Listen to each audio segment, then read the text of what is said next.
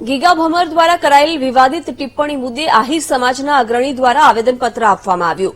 ગઢવી ચારણ સમાજની તરફેણમાં કલેક્ટરને આવેદનપત્ર આપવામાં આવ્યું. ગીગા ભમરના નિવેદન સાથે આહિર સમાજને કોઈ લેવા દેવા નથી તેવું અગ્રણી દ્વારા જણાવવામાં આવ્યું છે. દ્વારા તળાજા મુકામે જે કાર્યક્રમમાં ચારણ ગઢવી સમાજ વિશે અને માં સોનલ આહિર વિશે જે બોલવામાં આવ્યા છે શબ્દો, એના આહિર સમાજ, રાજકોટ આહિર સમાજ શબ્દોમાં વખોડી કાઢે છે.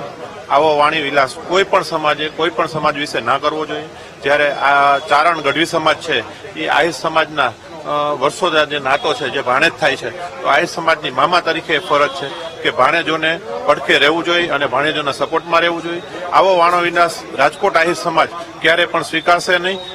આમ તો જ્યારથી આ ગીગાભાઈ ભમર દ્વારા વાણી વિલાસ કરવામાં આવ્યો ત્યારથી આહિર સમાજ તો એને સખ્ત શબ્દોમાં વખોડે છે સમગ્ર ગુજરાતની અંદર.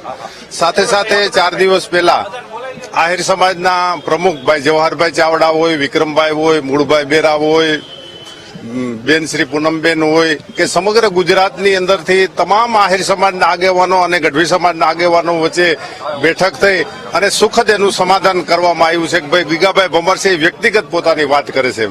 ત્યારે હજી પણ કોઈ નાના મોટા આ ટાઈપના લોકો જે સમજ બહાર હોય એમને સમજ આવે એટલા માટે તેને 4 દિવસ પહેલા આ કાર્યક્રમ નક્કી કર્યો હતો અને એ પહેલા સમાધાન થઈ ગયું હતું. તળાજા ખાતે થોડા દિવસ પહેલા ગીગાભાઈ ભમર દ્વારા જે રીતે ચારણ અને ગઢવી સમાજ વિશે અશોભનીય શબ્દોનો પ્રયોગ થયો હતો, એની સામે સમસ્ત રાજકોટ આહિર સમાજ આજે કલેક્ટર કચેરી ઉપર ચારણ ગઢવી સમાજ અને આહિર સમાજ એ મામા ભાણેજના સંબંધોથી યુગોયુગથી જોડાયેલા છે.